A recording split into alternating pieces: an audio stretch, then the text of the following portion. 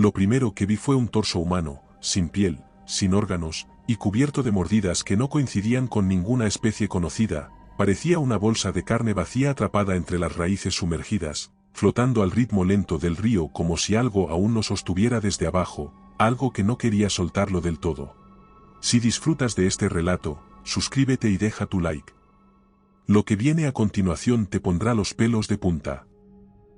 Cuando llegué a Michoacán, el encargo era claro: tomar muestras de agua, analizar la biodiversidad circundante y emitir un informe que confirmara o descartara contaminación en un sector específico del cauce, pero desde que llegué y sentí ese calor húmedo pegado a la espalda supe que esto no iba a ser un estudio más. Cuando los hombres que me llevaron al pueblo evitaron mirar hacia el bosque, el guía local que debía acompañarme alegó fiebre al ver el mapa con la ubicación de la quebrada. Los más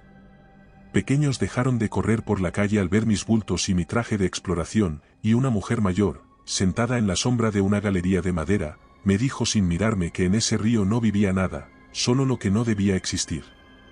Ignoré todo eso, por supuesto, porque mi vida entera la había pasado desmontando supersticiones con pruebas, disecciones, datos, microscopios y fotografías, y porque, aunque lo niegue ahora, había algo de arrogancia en mí, de explicar con lógica aquello que los demás deciden temer, y con esa convicción crucé el límite del sendero marcado. Me adentré en la vegetación empapada de rocío, con el equipo a cuestas, decidido a encontrar bacterias, peces enfermos, o cualquier signo real de desequilibrio biológico, pero jamás estuve preparado para enfrentarme a la ausencia total de vida.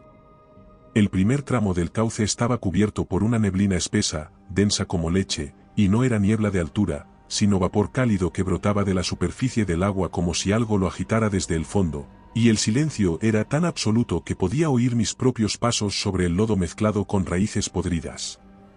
No había insectos, ni anfibios, ni canto de aves ni zumbido de mosquitos, y eso en una zona ribereña tropical no es normal, es antinatural, es una advertencia en sí misma, pero lo tomé como un síntoma más del posible desequilibrio ambiental que venía a documentar, así que me acerqué al borde, desplegué los sensores, y metí un brazo enguantado en el agua. Sentí la temperatura elevada, demasiado elevada para esa altitud y esa estación, y entonces fue cuando lo vi.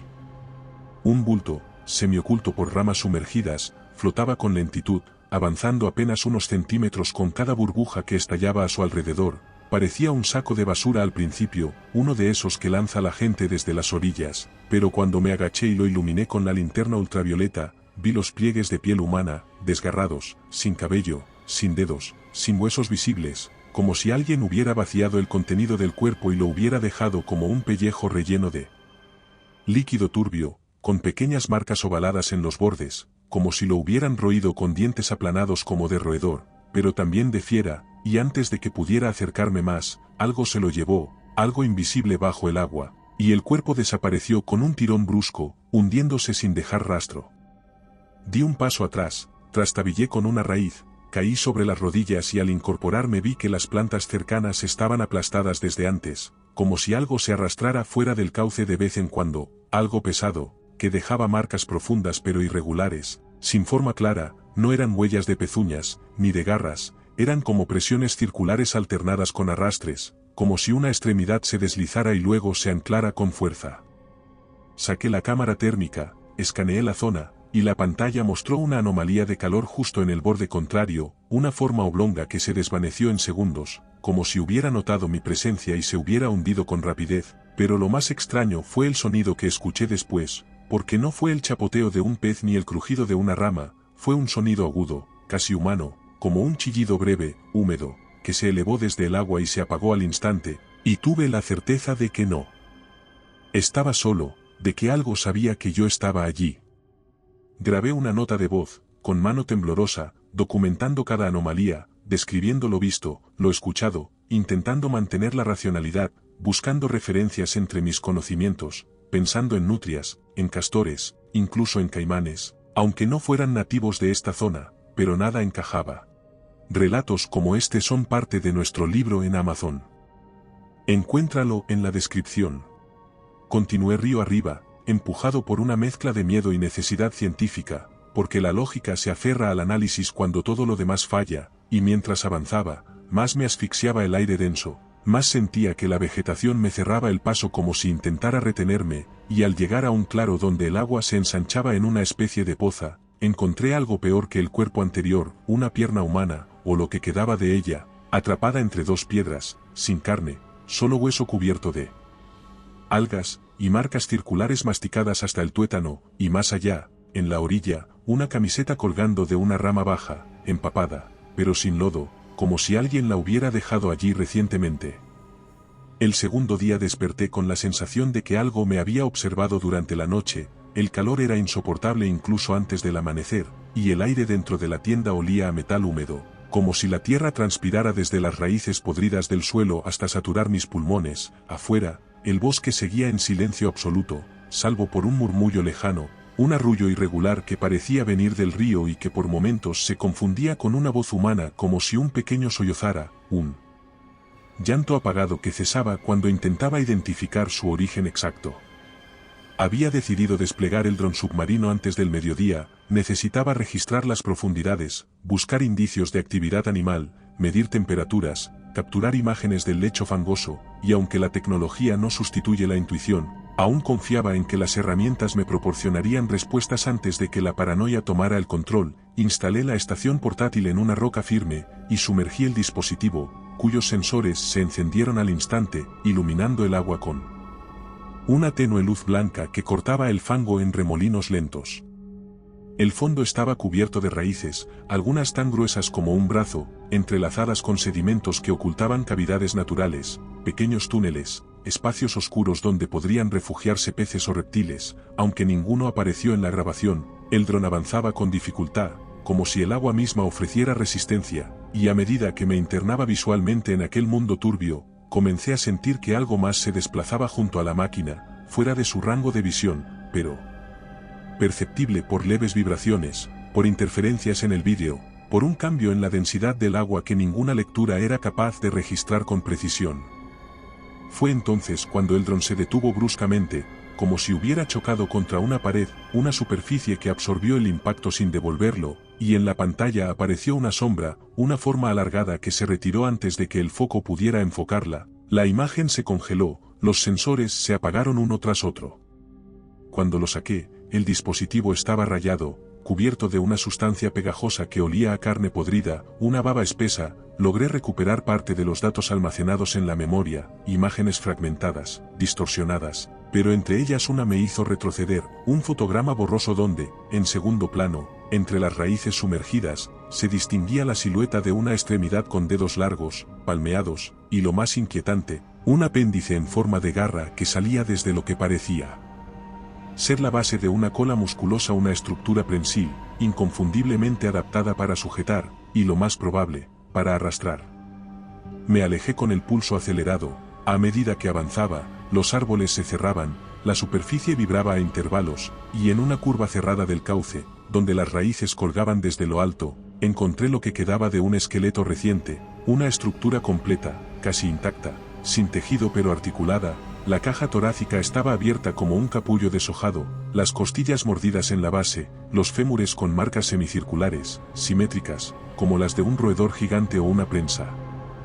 dentada, pero sin astillamiento, solo presión precisa, repetida, constante. Y junto al cráneo, que aún conservaba parte de la mandíbula, había una especie de collar infantil, azul, con una figura de pez caricaturesco en el broche. Aún brillaba pese a la humedad, aún con trazas de pintura en los bordes, y aunque no podía asegurarlo, tuve la impresión de que alguien lo había colocado allí a propósito, como una señal, como una advertencia, o quizá como una ofrenda. En ese instante, detrás de mí, el agua se movió, un sonido seco, algo que se deslizaba con rapidez y luego se detenía al notar mi quietud. Giré lentamente, y entonces escuché de nuevo aquel chillido, cercano, inmediato, humano, desesperado, como el lamento breve de un pequeño que no termina de llorar porque algo le cierra la garganta. Este vídeo es posible gracias a nuestros miembros. Gracias por hacer esto posible. No era posible, pero el sonido brotó del agua, justo frente a mí, en medio de una mancha de espuma que se extendía hacia los bordes del cauce, y entonces vi como algo se sumergía con rapidez, y el agua volvió a quedarse quieta, como si nada hubiera ocurrido. Retrocedí sin girarme, manteniendo la vista sobre el agua, con cada paso sintiendo que algo me seguía desde abajo. Regresé porque necesitaba pruebas, por la certeza de que, si no lo hacía, nadie me creería, nadie entendería lo que habita bajo la superficie, y porque una parte de mí sentía que debía enfrentarme a aquello. Había armado unas trampas rudimentarias con sensores de movimiento, cebadas con carne cruda comprada en el pueblo, instalé la primera en una curva estrecha donde la corriente disminuía, la segunda bajo una roca cubierta de líquenes, y la tercera la coloqué justo donde el dron había dejado de funcionar, usando un cable como anzuelo, mientras el sudor me caía por la espalda.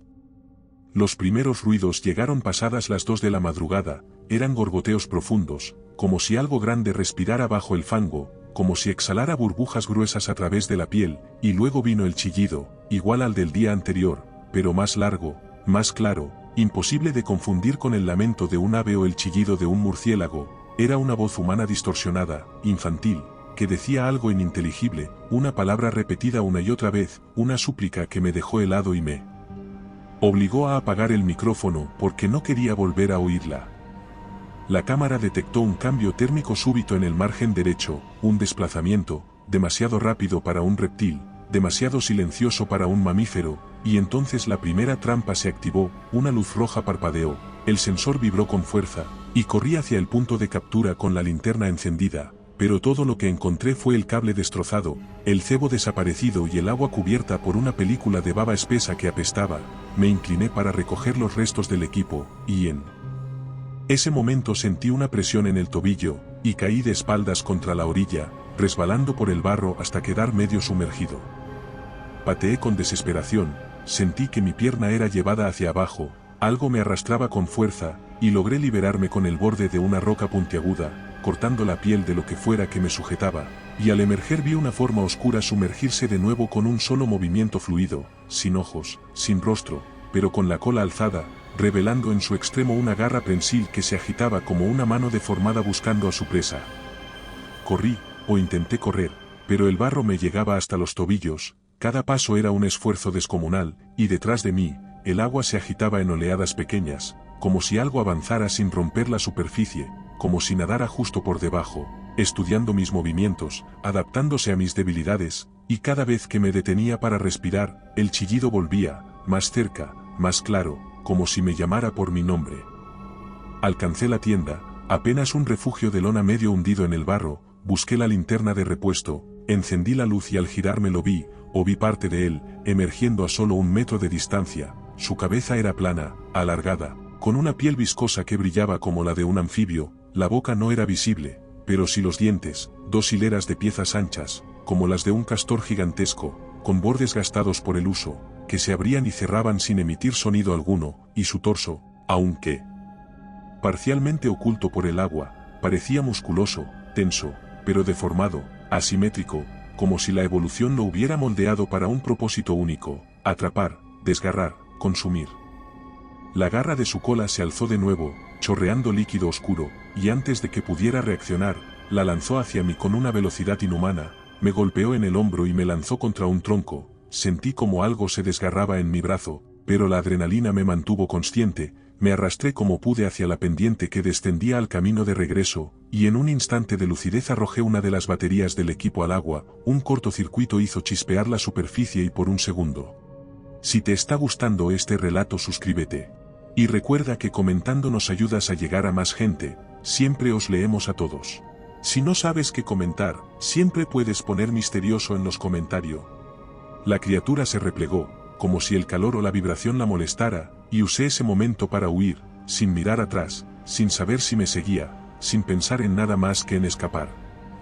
No recuerdo cómo llegué al pueblo. 2 días después vinieron a por mí, nadie me creyó, las grabaciones se dañaron por el agua y que el dron no mostró nada concluyente, pero lo que no pudieron explicar fue la marca, una forma semicircular grabada en mi piel justo por encima de la clavícula, una huella de presión con dientes pequeños, demasiados para cualquier depredador conocido.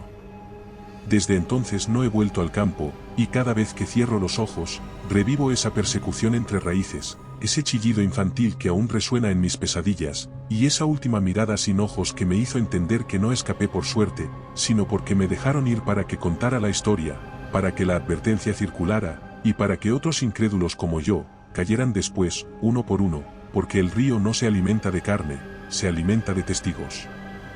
Si te ha gustado este relato, aquí tienes otro que te pondrá los pelos de punta. Si buscas historias más intensas, en nuestro canal de relatos largos te esperan narraciones de más de 1 hora. Y si quieres llevar el terror contigo, nuestro libro en Amazon tiene historias exclusivas. Buenas noches, desde Terreno Misterioso.